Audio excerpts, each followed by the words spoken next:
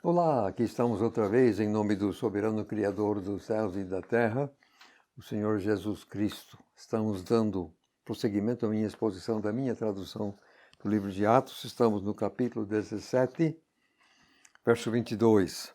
Paulo está em Atenas e agora ele vai começar seu discurso no Areópago. Vou ler então versos 22 a 31.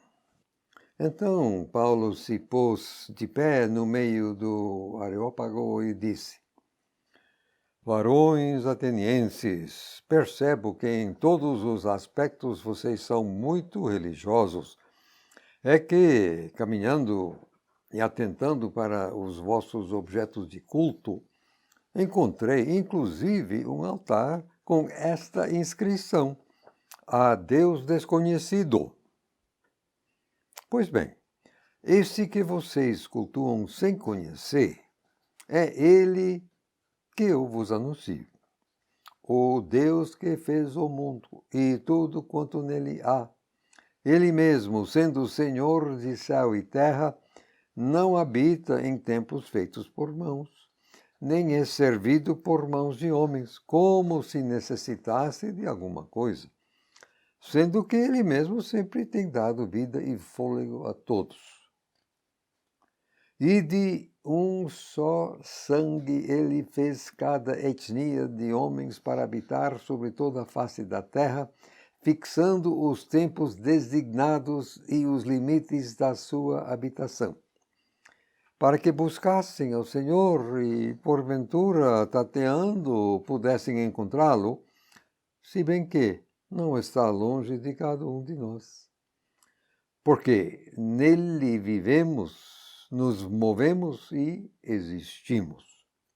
Como também alguns dos vossos profetas disseram, pois nós também somos descendência dele. Fecha aspas. Portanto, já que somos descendência de Deus, não devemos pensar que a divindade é semelhante a ouro ou prata ou pedra, uma escultura produzida pela arte e invenção do homem. É verdade que Deus não levou em conta tais tempos de ignorância, mas agora ordena a todos os homens em todo lugar que se arrependam, porquanto tem determinado um dia em que com justiça há de julgar o mundo habitado por meio do homem que ele ordenou, e disso deu certeza a todos, ressuscitando dentre os mortos. Eu acho que alguma tradução, alguma versão aqui no verso 22 vai traduzir Paulo dizendo que eles são muito supersticiosos. Mas como o caso de Paulo não era de agredir os seus ouvintes, eu duvido que seria a tradução adequada. Então eu coloquei mais assim, são muito religiosos. Realmente, aparentemente, a cidade estava cheia de objetos de culto de vários tipos, imagens, sabe, até altar. E curiosamente, a um Deus desconhecido. Eu já li em algum lugar que aconteceu uma coisa realmente em Atenas, que houve um livramento sobrenatural de uma coisa, e como eles não sabiam qual teria sido a divindade que deu esse livramento, então levantaram um altar a esse Deus desconhecido. Não sei, acho que esse relato existe em algum lugar, mas eu mesmo nunca li. Alguém me falou. Em todo caso, Paulo aproveita para então montar assim o seu discurso. E ele fez como eu entendo que havemos sempre de fazer, sempre que estamos nos dirigindo a pagãos, assim como, aliás, o Paulo e Barnabé já tinham feito lá em Listra, quando iam fazer sacrifício a eles, então, de forma totalmente extemporânea, sem poder preparar, chegaram e falaram exatamente do Deus Criador. É por aí que se começa. O Criador fez tudo. Então, o verso 25 termina com uma declaração muito importante. Sempre tem dado vida e fôlego a todos. Realmente. Basta Deus prender teu fôlego durante 3 minutos que você morre, não? A gente não pensa. Para nós, o fôlego, a respiração é tão natural que a gente nem pensa. Mas basta Deus segurar o nosso fôlego durante... Pronto, era. Então, não é à toa dizer que Deus dá fôlego a todos o tempo todo. Aliás, esse coronavírus que está havendo hoje em dia está exatamente atacando a capacidade de respirar das pessoas e o pessoal diz que não estão conseguindo respirar, o pulmão não funciona. Agora, 26, de um só sangue, Deus fez cada etnia de homem.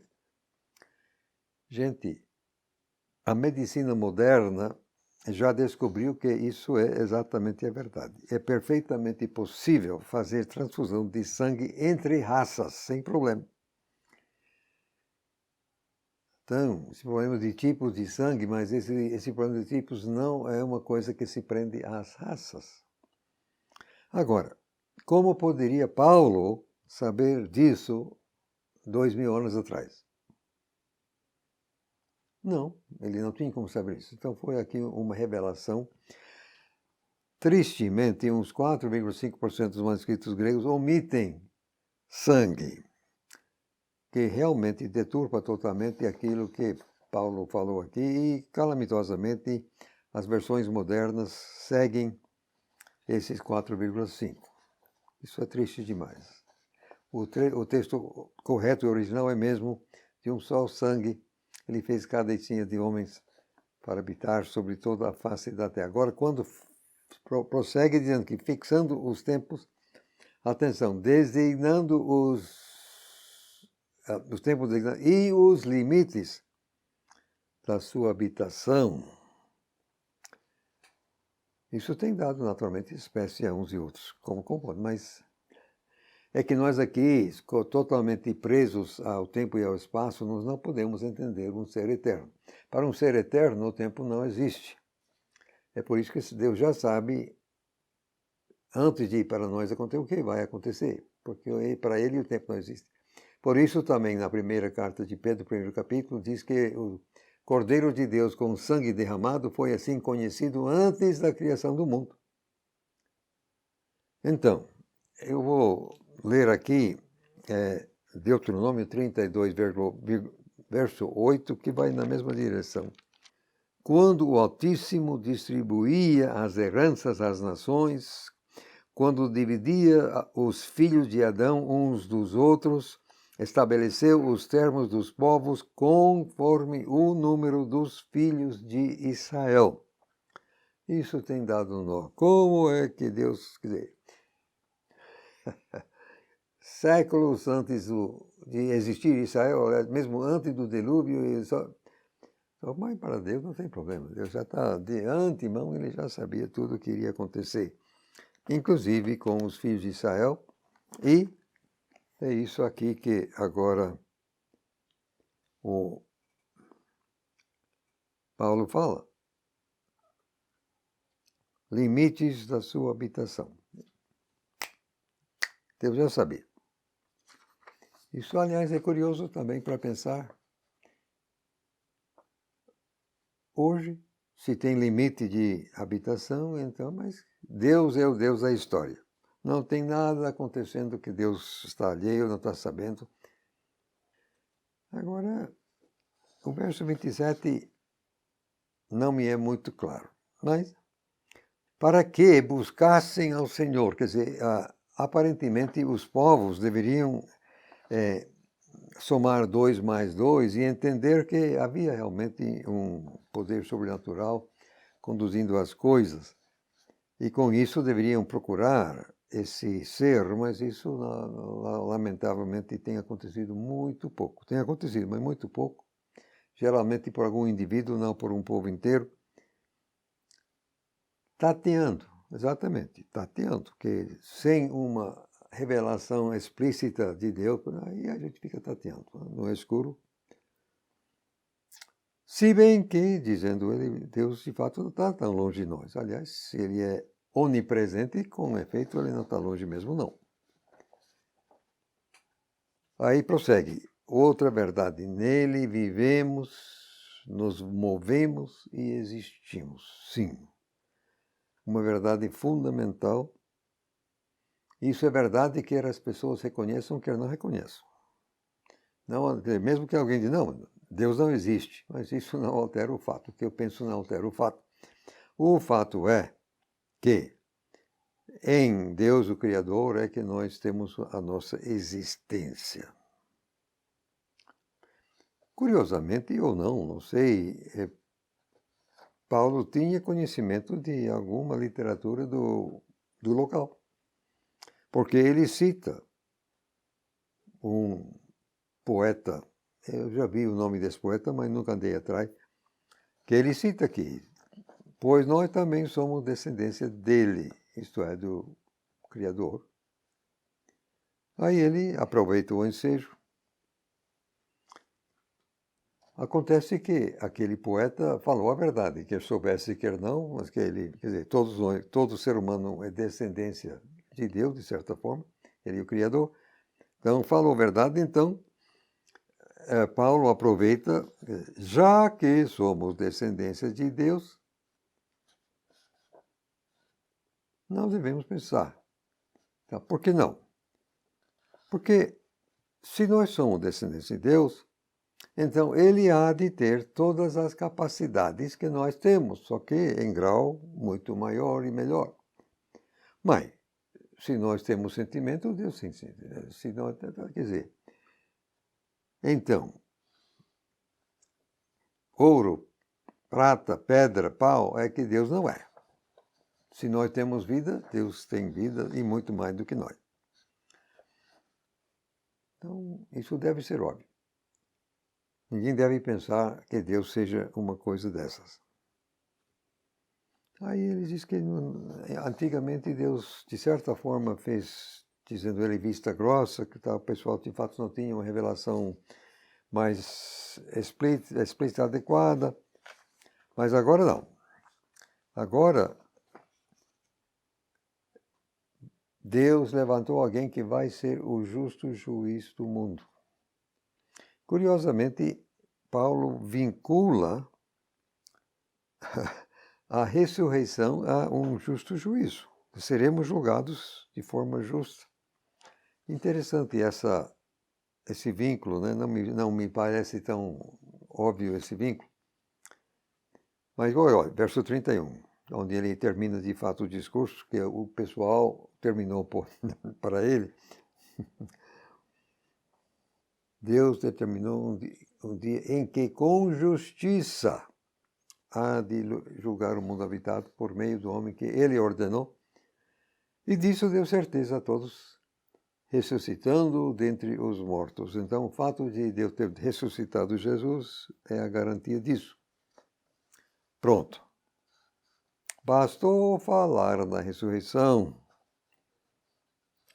Aí deu bronca. Vamos ler então agora 32 a 34, que termina assim o capítulo 17. Aí, ao ouvirem ressurreição de mortos, alguns começaram a zombar, ao passo que outros disseram, numa outra vez te ouviremos sobre isso. E com isso, Paulo saiu do meio deles. Contudo, alguns homens creram e e juntaram-se a ele, entre os quais tanto Dionísio, o Areopagita, como uma mulher chamada Dâmaris, e outros com eles. Então está aqui, verso 32, é que Satanás odeia a ressurreição, e pessoas controladas por ele quase sempre reagem contra essa verdade quando alguém anuncia. Como, aliás, vamos ver Festo fazendo no capítulo 26 em seguida. Então, uns começam a zombar, certo? Outros fizeram uma contraproposta. Não, vamos te ouvir outra vez, tal e tal. Mas quem tenta impor a agenda a Deus costuma levar a pior. Nunca mais tiveram eles essa oportunidade. Pelo menos não com Paulo. Paulo saiu, não somente saiu dele, ele em seguida deixou a cidade. Ele viu que Atenas de fato não tinha muito jeito naquele momento. Prosseguiu para Corinto e com isso, de fato, o Corinto se tornou o eixo da igreja na Grécia, não Atenas. Contudo, alguns 2 ou 3 ou mais assim se converteram. Temos aqui o nome de 2 deles. Prosseguindo. Capítulo 18, versos 1 a 6.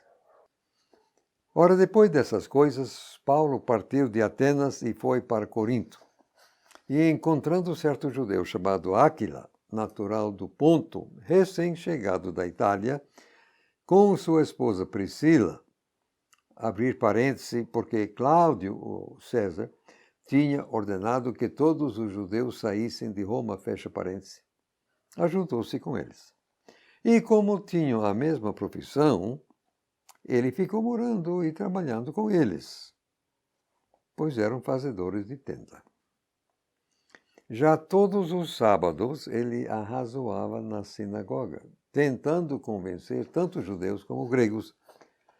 Mas, quando Silas e Timóteo chegaram da Macedônia, Paulo foi impelido pelo Espírito, declarando enfaticamente aos judeus: Jesus é o Cristo. Mas como eles ficaram contradizendo e blasfemando, ele sacudiu a roupa e disse a eles: o vosso sangue fica sobre as vossas cabeças. Eu sou limpo. De agora em diante irei para os gentios. Esse encontro com Áquila e Priscila foi muito providencial, que aquilo rendeu bastante para o reino através dos tempos.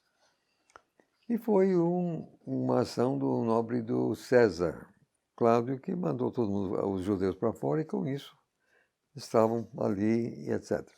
Como eram fazedores de tenda, então Paulo, que também tinha de se autossustentar com seu trabalho, ficou trabalhando com eles. O que transparece aqui é que Paulo foi embora de Atenas antes de Silas e Timóteo ter chegado. Você se lembra? Os homens que levaram Paulo até Atenas, os cicerones, entregaram ele certamente numa certa casa conhecida, sabia do endereço, voltaram e Paulo disse: manda Timóteo e Silas vir rápido. Então, mas aparentemente ele foi embora antes. Mas Silas e Timóteo sabiam o endereço. Então chegaram em Atenas, cadê Paulo? Mas naturalmente ele deixou o recado. Ele prosseguiu. Então eles sabiam exatamente que tinha de prosseguir para Corinto. Naturalmente eles teriam que procurar um pouco para achar Paulo uma vez lá, mas era certo, quer dizer, se não antes, no sábado, eles sabiam que ele estaria na sinagoga. Então não era tão difícil assim. Agora, verso 5 nos convida um pouquinho de atenção. Foi aparentemente com a chegada de Silas e Timóteo que o Espírito Santo impeliu Paulo.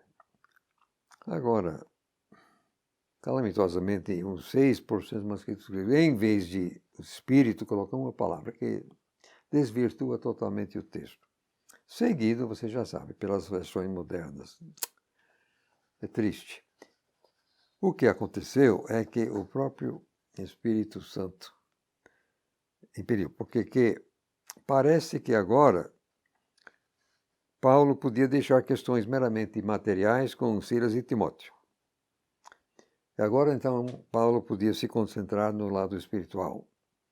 E com isso, o Espírito Santo, que sabia que Paulo tinha que sair da sinagoga, então ele levou Paulo a confrontar o judeu, quer dizer, obrigar, ou vai ou racha. Jesus é o Cristo. Aí, como eles não queriam, aí ele sacudiu a roupa, diz aqui no verso 6. A ideia parece que se remonta até a questão de sacudir o pó, só que eu entendo que sacudir o pó do pé é mais sério, é uma coisa mais difícil. Aqui era um romper mesmo de relações diplomáticas, quer dizer, ele estava meramente cortando, mas que o sacudir da roupa não seria tão sério como o sacudir o pó do pé. Mas que ele estava, ó, tchau, acabou. E ele mesmo diz assim, ó, o sangue está sobre o vosso sangue, sobre as próprias cabeças. Eu estou limpo, preguei, falei, vocês não quiserem, problema é de vocês. Vou para os gentios. E com efeito, foi isso que aconteceu.